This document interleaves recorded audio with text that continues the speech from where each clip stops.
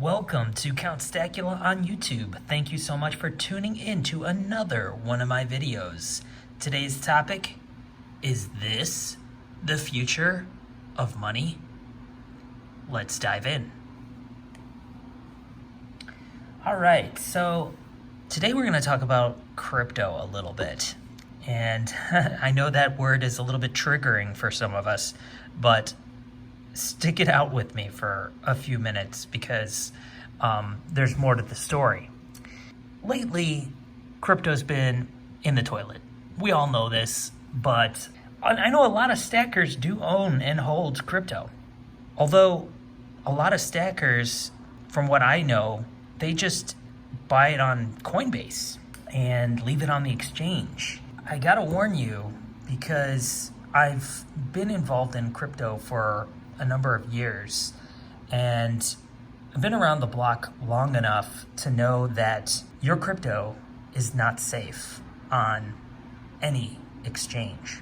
And I know this because I've had my crypto on several different exchanges, and some more shadier and less reputable than others, but I've actually lost a lot of crypto because an exchange collapsed, or they changed the rules about what countries they serve. All kinds of things. For example, BlockFi. Now, I didn't have a lot of money in BlockFi, but as I'm sure most of you are aware, that BlockFi no longer exists because they filed for bankruptcy, Chapter 11, last November, I believe, of 2022. But before that, they were servicing a lot of crypto enthusiasts and providing yields on crypto loans and all kinds of other products. One of them was the BlockFi credit card. And this was kind of a cool rewards program where anytime you would spend your credit card, you'd get 1% cash back in Bitcoin on all your purchases. And in the first 3 months, you'd get maybe 1.5% or something like that. Well, I liked it because it actually had a pretty decent credit line and a cool titanium black credit card that looked really professional. I was earning crypto rewards in my account at BlockFi, which is an exchange, and when they collapsed, guess what happened to my crypto that I earned from all those cashback rewards? Yeah, it disappeared. Well, it was still on the account, but it was inaccessible. I tried transferring it, and it didn't work. They froze the assets. And that can happen anywhere. Let's take a look at another example, Voyager. I know even Florida Stacker was promoting Voyager back in the day because they have, like a lot of other programs, they have referral programs. Well, if you stuck with Voyager, then you definitely lost out, because when they filed for bankruptcy, you couldn't access your crypto. And that was like a kind of a big upset for a lot of people I know, because they also offered some staking programs, meaning basically you store your crypto on the exchange and they give you a small return, a monthly percentage of interest. They call that staking. Well, any assets that were on that account when they went bankrupt were also frozen and inaccessible. Another thing I didn't like about Voyager in particular was that it was hard to transfer your crypto. And you may have heard someone say along the way that not your keys, not your crypto. And that is definitely something that you have to keep in mind. So a lot of scams are involved in crypto. There's tons of them. Maybe you've seen on YouTube some videos of Elon Musk that's, have a screen that says, send this amount of crypto and receive 2 Bitcoin back or whatever. Those are scams. And yet YouTube still promotes them, or at least they were definitely allowing them on their platform for a very long time. And people were losing massive amounts of money because they saw Elon Musk. Oh, he's on the cutting edge of technology. He must be donating some of his wealth in the form of crypto to get us involved. Yeah, fat chance, right? That's a scam. Tons of different scams out there. So no wonder people hate crypto. And I'm right there with you. I've lost some money in crypto because it's so volatile. But put your emotions aside for a moment, because the technology behind crypto is actually pretty amazing when it's used properly. I mean, if you can transfer funds from one account to another relatively instantly without using a bank, that is ingenious. That is revolutionary in terms of finance. Never really been done before, not without Western Union or MoneyGram, these types of payment services, and they usually aren't instant, and they definitely aren't free. But with crypto, it can be instant, and it can be relatively very, very cheap to send large sums of money. And I like that. And if you've ever successfully transferred crypto from one account to another, you know what I'm talking about. It's definitely something I would encourage you to research and experiment with before you dive in head first into the world of crypto. But getting to the topic of today with this right here, this product that I'm holding, the Ledger Nano X. This is a hardware wallet, cold storage for your crypto.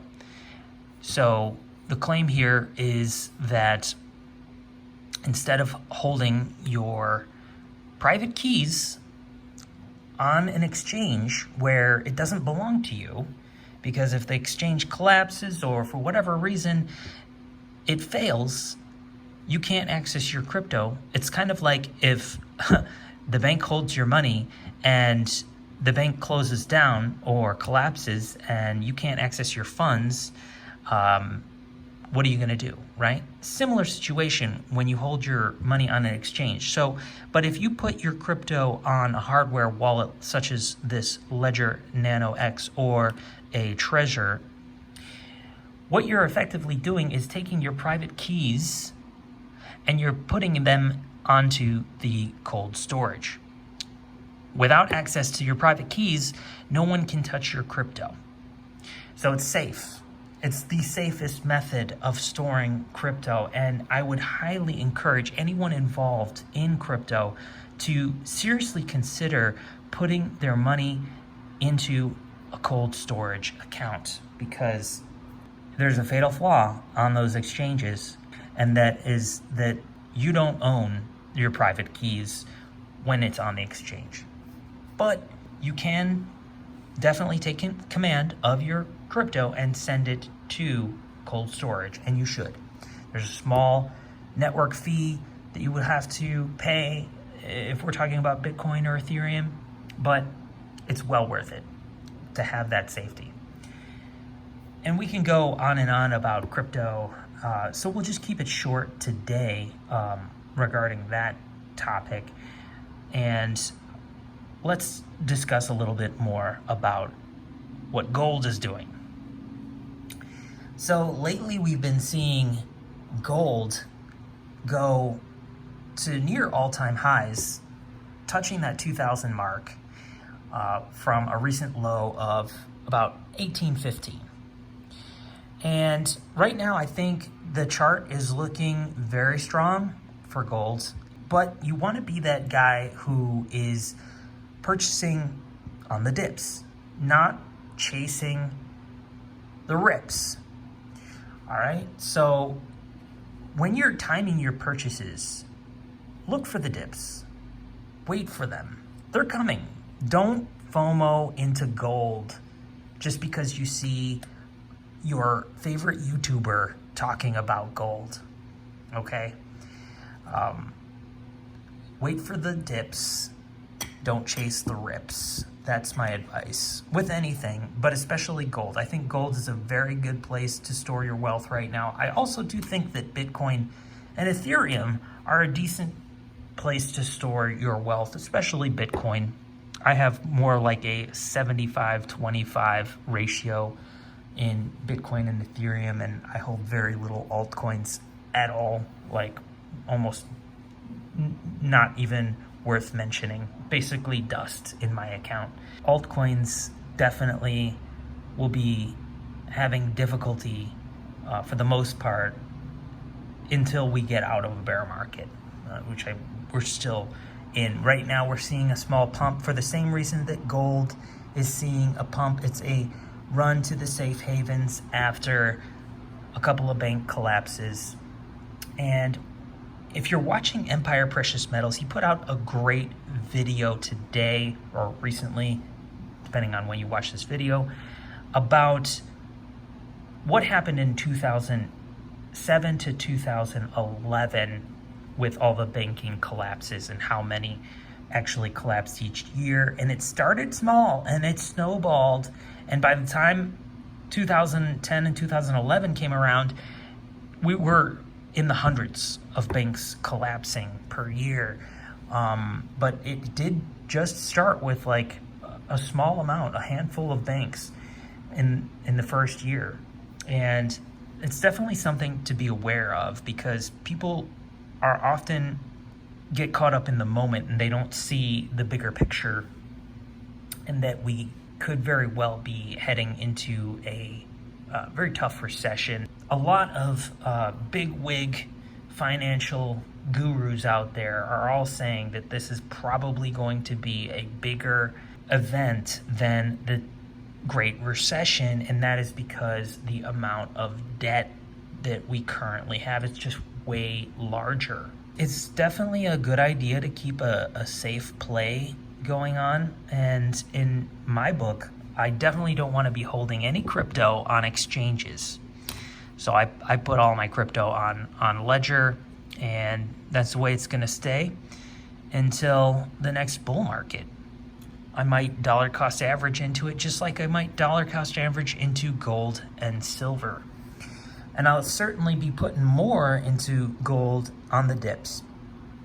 A little bit less in the silver because I have so much already. I have more than I can actually comfortably lift, put it that way. And I work out, y'all. So, yeah, I'd rather be benching gold bars than a bunch of monster boxes of silver. Anyway, that is gonna do it for us today, y'all. So I hope you enjoyed this video talking a little bit about crypto. It's an area that I actually do have quite a bit of expertise in, but you know, my one advice is before you do anything, double check, triple check, quadruple check that it's not a scam, you know? So whatever you have to do, make sure that what you're doing is safe before you actually act and do it. So many mistakes have been made, whether it's just sending crypto to the wrong address or inadvertently buying into a phishing scam.